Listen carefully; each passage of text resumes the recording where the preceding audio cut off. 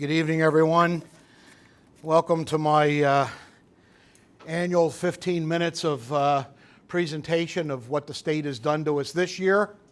If you've never been here before, if you're a student or whatever, every year we go through this. This is a presentation of the budget of the Lenape Regional High School District. It involves all 4 high schools. It is a culmination of funding that we get from the state of New Jersey, and then the balance of it winds up being the burden of our taxpayers, your parents, myself, board members. What I would like you to take note of this year's board presentation, budget presentation, is basically 2 phrases. These 2 phrases you're going to hear over and over again throughout the night. The first one is because of you. I don't care if you're a board member sitting here, an administrator sitting here, a teacher, a student, a parent. Where we are and what we've been able to accomplish in the Lenape Regional District is because of you. Each of you has had a hand in making the Lenape Regional District one of the greatest school districts in the state of New Jersey, if not the country. And some of the things that I will share with you tonight will show that. How great this district is. I speak firsthand for those of you that don't know me, because not only am I a graduate of the district, I'm a parent of 2 daughters that graduated. I'm the husband of a wife who graduated from the district and actually works for the district. And I've been on the board for probably quite a few years now. Okay. So I remember the school back in the days when it was just Lenape and Shawnee was starting, and then the formation of Cherokee and then Seneca. And I swear by our school district that it's one of the greatest in the state, if not the country. You're going to see a second phrase that's going to come out, and that's, but we're not done. And as we go through the presentation tonight, that's going to resonate in your head, I hope, that we are not done. Okay? To start with, let me share with you some of the because of yous of the Lenape Regional District. What do we offer our students? We offer our students an amazing opportunity to get an education that surpasses most school districts in the state. We have 278 course offerings. We have 26 advanced placement courses. We have 77 college accelerated programs, what we call CAP programs, where we partner with Rowan College at Burlington County and Rowan University. In fact, if you look down at the bottom of this slide, you'll see that during the 23-24 school year, 947 Lenape Regional High School students took college accelerated program classes and earned 7,276 college credits, in addition to completing their state requirement coursework for a high school diploma. And this is all at no additional cost to the district or taxpayers. In addition to that, we have a high quality in-district special education program. In fact, people will move in to our school district because of the special education program and the education that we provide in this district. We also have what's called Option 2. We have a graduation rate of 96.2%. And that's among all 4 high schools. We've added in the last couple of years a career pathway for Lenape students who are interested in going into automotive, carpentry, and construction, and metalworking. And if you ever have a chance as a parent to visit one of our schools and take a look at these courses and the things that we have there for our students, it'll blow your mind. It's amazing. Our SAT scores at all 4 schools are consistently above state and national averages and among the highest in the region. And our state and national awards for achievement in areas ranging from television, broadcasting, special education, to performing arts, robotics, as you heard tonight, fine arts, athletics, community service. It just is amazing. And that's because of you. That's because of the effort that our parents, that our students, that our faculty, that our administration and this board has put in to the Lenape Regional High School District. However, in addition to this, for the coming year of 2026, we're facing another deficit of funding from the state of New Jersey. It amounts to a face amount of $567,000, almost $568,000 in cuts in calculated state aid, along with the loss of $2.1 million in stabilization aid, resulting in a total reduction of $2.6 million of funding from the state. There were a lot of things that we did last year. There were a lot of hard decisions that this board made last year that resulted in increased taxes for us and for our constituents, and a grant that we got from the state of New Jersey. And we knew right up front, because of the language in that script that they gave us, that it was a grant, that it was only for 1 year. And sure enough, it went away. We only have a projected decrease in students of 74, and yet we're faced with a $2.6 million reduction in state funding. However, our budget does not reduce any of our programs or staff, but there's also no additions to student programs or staff because of the budget. In essence, while we're happy to report that the administration was able to balance this year's budget without student reduction programs, without a reduced amount of staff, the reality is that we're still in difficult position to make decisions that are hard for us to make. In fact, I'm going to invite Dr. Birnbaum to come up and share with you a little bit about what we've done over the past few years and the results of some of those things, and give you a little bit of a perspective from the inside of how we've had to work with the state and try to convince the state to make some changes. Dr. Birnbaum? Hello, I'm Dr. Birnbaum, proud superintendent of schools for this great school district. And yes, you talked about a lot of the effort that we've done last year and some things that we asked for. Just want to recap where we were last year, right? We had two things that we were advocating for. We wanted short-term relief, right? We wanted to recoup some of the 20% of the state aid that they took from us last year. And we also wanted long-term stability. Fix this outdated funding formula. It's been around since 2008. Who was born after 2008 in this room? This funding formula is older than you. It's older than the students that we educated. It's outdated and antiquated. Okay, so those are two of the things that we asked for. And you know, what happened last year? We did get some relief. Mr. Stowe mentioned the grant that we got. We were able to get 45% of that aid that was taken from us last year returned back to us for 1 year. And it came at a price. We also had to raise taxes 5.7% above the 2% tax cap levy. So it's a 7.7% tax increase. But with that, though, right, we were able to reinstate some programs that were slated to be cut. It was gymnastics, it was bowling. We were able to reinstate over 60 employees that were handed pink slips at the end of the school year with that money. So we were very grateful that we were able to do those things, and very grateful for the board to allow us to do that. But then the second thing we asked for was this long-term stability, right? It's enough to keep giving us these temporary aid packages every single year. We can't sustain on that. We need this funding formula fixed. And we asked them to fix this funding formula and also institute what something was called guardrails. And you'll see later on when I talk about what are some of the things that are implemented in this school year, the state actually took some of our advice and even used that exact word, guardrails. So look for that word later. And Mr. Stowe mentioned some of the staunch advocacy, right? He said because of you, right? Because of the board, because of our parents, because of our students, we asked people to show up. And some of the things that we did last year is we testified, right? We testified in front of the Senate, the Assembly, the budget hearings.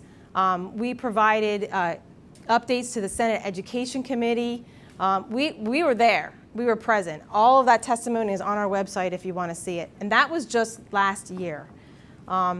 We've been doing this for a long time, right? We've been subject to state aid decreases for now 8 years in a row. And this is some of the things that we've done. We've literally asked our parents to make phone calls, to email the governor. We went to rallies. We showed up at Trenton with students and staff, literal rallies. There we are, there on the foots of Trenton. And trying to educate the elected officials just how devastating all of these cuts are to our school year. So, and that was great. We got that temporary relief last year. But this fall, when we didn't see that the funding formula was changed, we hit the road again.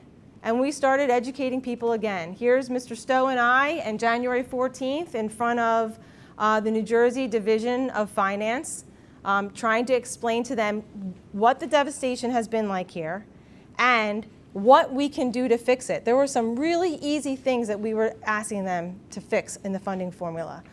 Our board president, Mr. Roseborough, submitted testimony, explaining that the money that they give us, talking about what's adequate, that's just for the academic side of us. But we're 4 high schools. We're really proud of all the extracurricular and athletic activities that we provide our students. That's not part of a thorough and efficient education. The state will never see that as something that's called adequate. So we're always going to be above adequacy. We're always going to try and spend more for our students to give our students those opportunities. Ms. Huber wrote a very passionate letter I'm sorry, this is later. She wrote another letter later I'll talk about. But this is a really in-depth analysis of the funding formula and what is flawed in it and a path forward. Again, providing a lot of explanations and a way to make this funding formula better. And it isn't just a local problem, right? It's a state problem. And I've collaborated with many superintendents throughout the state, and we've given presentations all over the state on trying to educate people on what the funding formula is and how we can fix it. And so related and not related, right? We are all hearing about some of these executive orders that could impact federal funding to all education institutions across the country. And I'm really grateful of our adult special education students that went to Washington, D.C. and came here last month to share with the board exactly what they did to advocate for federal funding to help programs like Unified Basketball Program that's fully paid for by this grant. I'm also grateful to our board member, Mr. Barry Fitzgerald, who also went to Washington, D.C., again, with a focus on educating elected officials on how important those federal funds are for really our most vulnerable populations in our school districts, our economically disadvantaged students and our special needs students. And it continues. We had our board member, Mrs. Sampson, and our principal, Tony Catani. They were able to attend a legislative day in the New Jersey School Board's Principals and Supervisors Association. And at that meeting, they had to hear the commissioner talk about how he feels so badly that it's uncertain, that he doesn't know what federal funds are coming to New Jersey and how he feels a little unstable this year.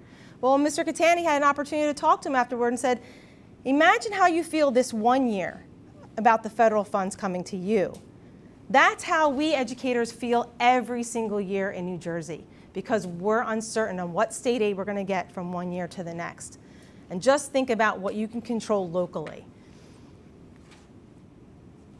Over the right, there's the passionate testimonies on our website from Ms. Huber, where she talked to the budget committee and explained to them, again, like Mr. Stowe does, in the many roles that she is here, right? A mom, a taxpayer, an employee, a businesswoman. She understands that the state aid formula and what the devastation of not fixing it is doing to school districts like ours.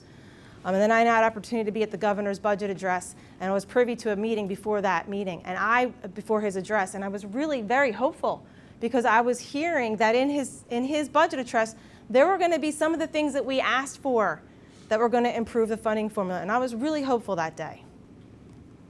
So what did we ask for improvement? Local fair share volatility. All right, that's a term that's in the funding formula. What that means is it's the state's determination of how much money each town can pay for the education, meaning that if you have higher property wealth, then the state says, okay, you guys can pay taxes, but this town over here with a lower property wealth, we're going to help you out more. Okay, it's sort of a little bit, it's very logical. But it's volatile, right? Because property values fluctuate from year to year. And we ask them to fix the volatile local fair share. We ask them to improve the adequacy formula, right? School security looks a lot different nowadays than it did in 2008, right? Things about mental health, that was something we didn't even talk about in 2008, right? These are things that we want to be able to provide for our students. Our transportation costs. You need to start adequately funding these items in the school budget. fund all special education students versus the state average. The way the state had always done it is they give you an average, meaning some school districts were overfunded and some districts were underfunded, because you guys know what average is, right? They're just going to pay the middle. So we were constantly on the losing end of that. Allow districts to save for a rainy day, right? Municipalities and our state government can have a surplus well over 2%. We're not allowed to. 2% doesn't even cover a payroll here in our school district. Place certain expenses outside the 2% cap tax levy, right? Uncertain expenses that go well beyond 2%. Think about fuel costs and transportation, just to name two. Those should be placed outside the 2% tax cap levy. And place guardrails on any increases or decreases. No school district should lose 20% of state aid like we did last year, and no school district should gain 20% of state aid in 1 year. It's just not, doesn't make sense. So what did they do?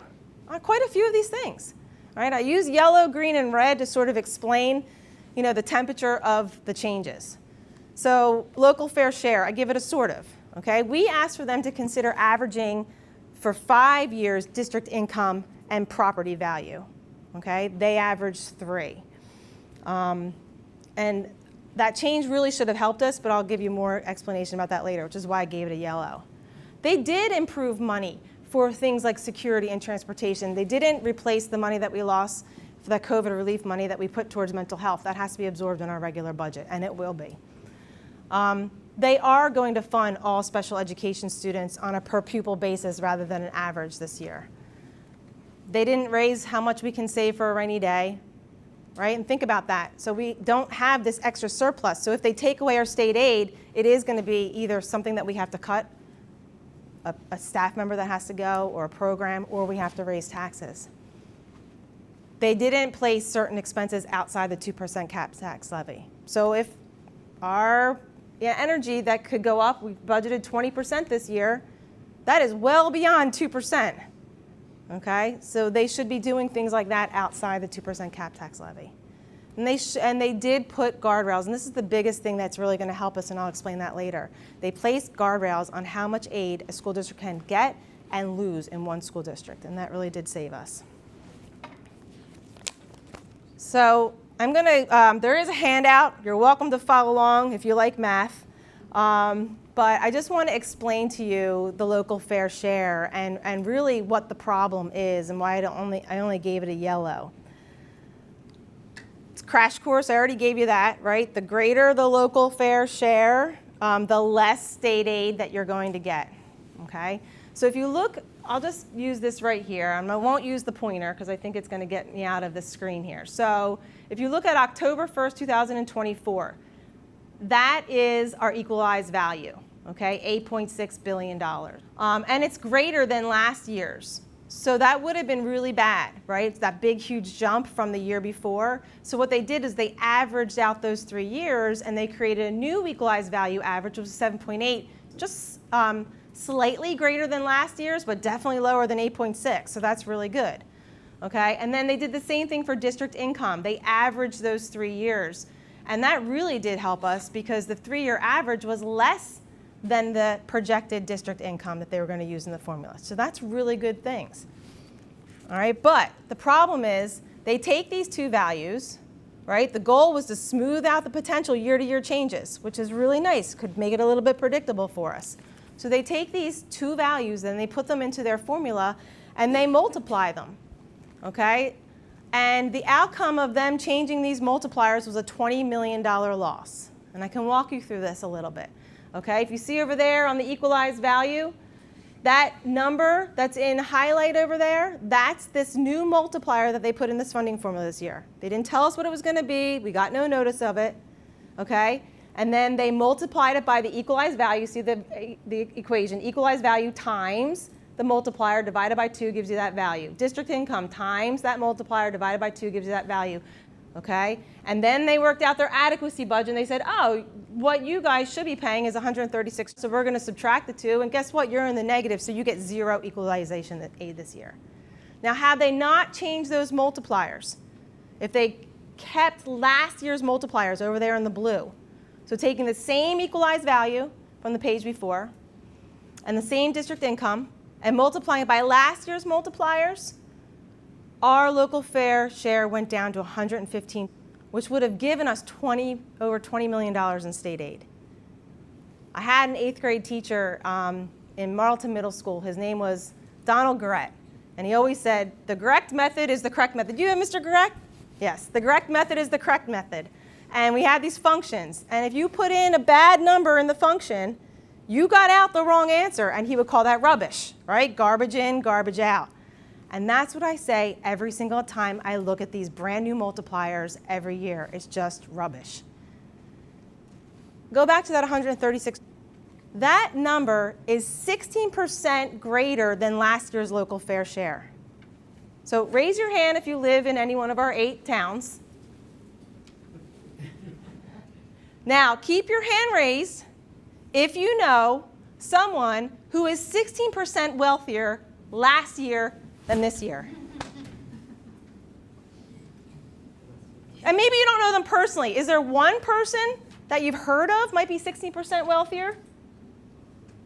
No? Well, that's what the formula says. The formula says collectively all 8 of our townships are 16% wealthier than last year or this year. So therefore, you get 0 in equalization aid. It's rubbish. That's the only word I can put towards it. So, getting back to some of the things they put in. I got on my local fair share high horse. I'm off of it now. Go back to something really nice, right? Last year we lost 20% of our state aid in 1 year. This year they put in guardrails. They created a minimum and maximum percent increase or decrease where no school district could lose more than 3% and no district could get more than 6%. And it really did help us. So here's how they use that. They take that goose egg of an equalization aid, and then they add it to the increase. They gave us extra money for special education. That's wonderful. And they added to the increased security aid, and they added it to the increased transportation aid, and they said, you're going to get $14.4 million. Well, guess what? Last year we got $18 million. So you subtract the two, and you're left with negative $4.5 million. They were going to take away $4.5 million had it not been for the guardrails they put in this year, that one-time save. So instead, they're taking away $567,000, $500,000. Unfortunately, I mean, we celebrate it wasn't that much, right? But we're used to tax decreases year to year to year. In fact, Mr. Stowe, can you share tax decreases from year to year here? I didn't mess up your notes, did I? Nope. Okay. Doesn't matter, I don't use them anyway. So, your head's probably hurting, right? All right. Ouch. Here comes the shock and awe. Okay? Here comes the shock and awe. All right? This is a reflection of 8 years of state funding that has been given or taken away from the Lenape Regional High School District. So you can see in fiscal year 2019, the state gave us $28 million in funding. But in 2026, they're giving us $18 million in funding. Anybody can do the math? That's $10 million difference right there. The net reductions over those 8 years result in a loss of $10.9 million that the Lenape Regional District has lost in funding. If you're a parent and a taxpayer sitting here, just imagine the rebate that we could give you if we were still getting $28 million from the state to fund our education. You've probably heard a lot of things on TV right now because of a lot of people that are spending millions of dollars to try to become the next governor of the state of New Jersey. And every one of them talks about how much they support education. Well, I come from the old adage that, put your money where your mouth is. $10.8 million has been taken away from the Lenape Regional District over the past 8 years. Here's a little bar chart that gives you a different perspective of the loss that we've received in the Lenape District. Okay, the bottom bar is fiscal year 2019. We had $28.3 million that we were getting that funded our budget. Fiscal year 26, we're at $18 million. Okay. A lot of my board members and administrators have been asking about something that they have in front of them. This morning or this afternoon when I got here, I went around to all the board members and all the administrators, and I taped a dime in front of them. The reason for that, if you go back to 1994-95, the state of New Jersey funded our budget to the tune of almost 40%. For the fiscal year coming up in 25-26, they are funding us to the tune of 10%. 10 cents on the dollar. That dime represents what the state of New Jersey is giving us in funding for our budget. The other 90% comes from us, who we already pay an enormous amount of taxes for gas, for energy, for everything, sales tax, food, milk, eggs. But 90% of our budget for our Lenape district comes from us right here in-house. 10 cents on the dollar is how much the state thinks about our school and our kids. For our coming year budget, we've been able to put together a budget that doesn't cut any programs. It doesn't cut any of our staff. All of our board members get to keep their jobs because we work for free. Our general fund, the budget is going to be $178 million.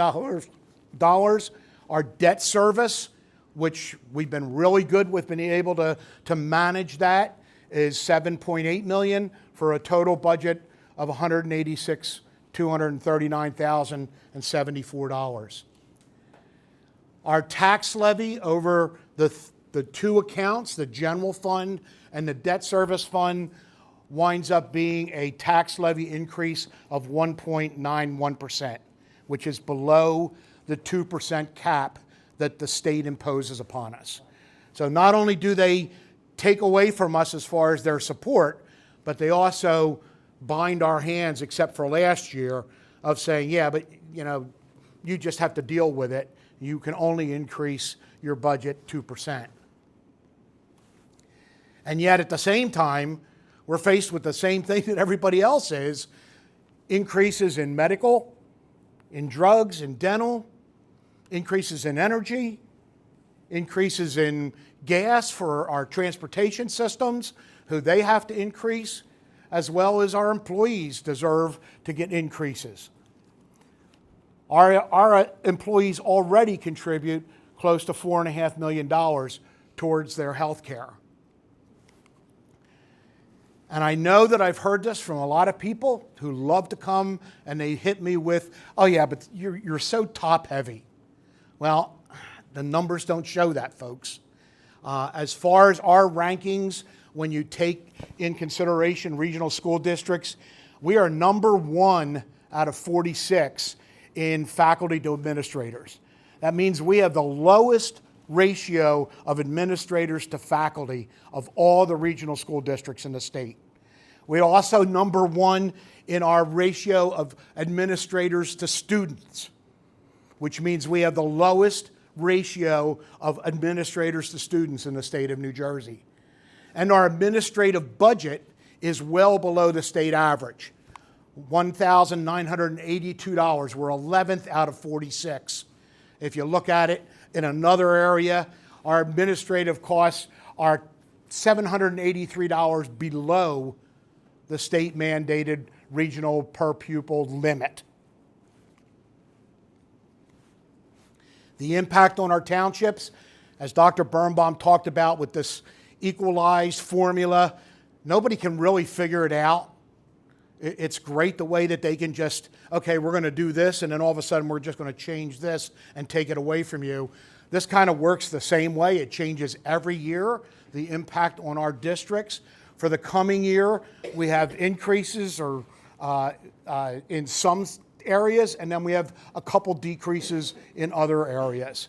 And next year it'll change. It's all based on students projected coming in and things that it just boggles your mind when you try to figure it out. And I've been doing this for years. So in summary, we've got a decrease in state aid, 3%. We've got a general fund tax levy plus a debt service tax levy that amounts to about a 1.9% increase in our budget for the coming year. We have tax increases in 5 of our 8 municipalities. The good news is we have no reductions to state programs or staff with this budget. We also have no additions to staff programs or staff because of this budget. And the worst news, which is where I come with we're not done yet, is there's no guarantees for next year. Everything that's been presented tonight could change in a heartbeat next year. They could come back next year and say, yep, we decided no more boundaries, no more guardrails. Everybody's getting a 20% cut. Sort of the good news of that is we're already only at 10%. So there's only about 9.5% more that they can go, and then they might be coming to us and asking us for money. I don't know. But this is where we are, folks. And you might be sitting here right now saying, well, what can I do? If you're a student here, what can you do? Go to our district website, Lenape Regional High School District.org/SOS. Save our students, save our schools, save ourselves. There is a whole amount of information there on what you can do, who you can contact. It counts. The only reason we were able to accomplish last year what we were able to accomplish is because the outpouring of not only our school districts, but a lot of other school districts that went up to Trenton, that wrote letters, that sent emails and said, enough is enough. We see you spending money all over the place, everywhere else. We're tired of being on the blunt end of this stick. So just go to our website, search SOS, everything will come up. As far as the dimes, they're yours to keep, okay? They did not come from the state of New Jersey. They are at no cost to the district. What? Oh, Invest them wisely. I know you will. Thank you, everybody. Thank you, Mr. Stowe. You really do a great job every year, and I really appreciate the preparation that you do that goes into this.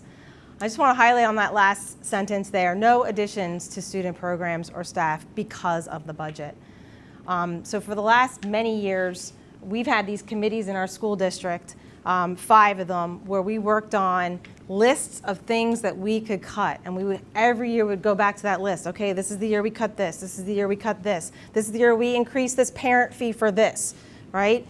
We had cutting committees or efficiency committees, 5 of them, in fact. Well, in my circuit around the state with other fellow superintendents, I found out something unbelievable, that there is the difference between the haves and the have-nots in this state.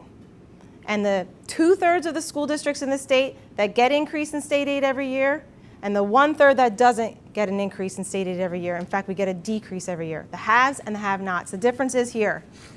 In those districts, they have spending committees, okay? Could you imagine what we could do in our school district if we had spending committees?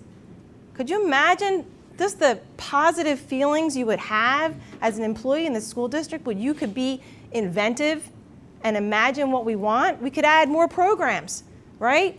Unified sports, unified basketball, one of our most popular sports in the entire school district. We only have unified basketball, and we only have it because we get a grant for it.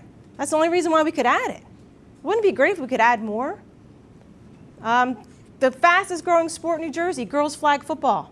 Wouldn't it be great if we could add that, right? Career pathway at Shawnee. We have career pathway at Lenape. We have career pathway at Cherokee. We have a career pathway at Seneca. For all of our LRHS students, they can go to either one.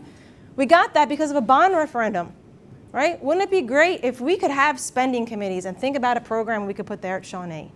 New world languages, more AP classes.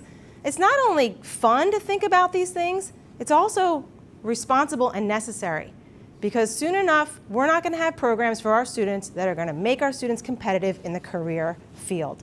Think about AI, right? prompt engineering, programming, all the things that you need to support a career in AI. Right? We don't have those yet. Right? So think about how inventive we could be if we had spending committees. So like Mr. Stowe said, we are not done yet, because all the safeguards they put in place this year, they were Band-Aids, because an outgoing governor did not want to have a headache of us calling him every single day. Okay? But a new governor comes in, and none of these things are written into law. So let's make sure we don't let up our advocacy efforts. Okay? Thank you very much.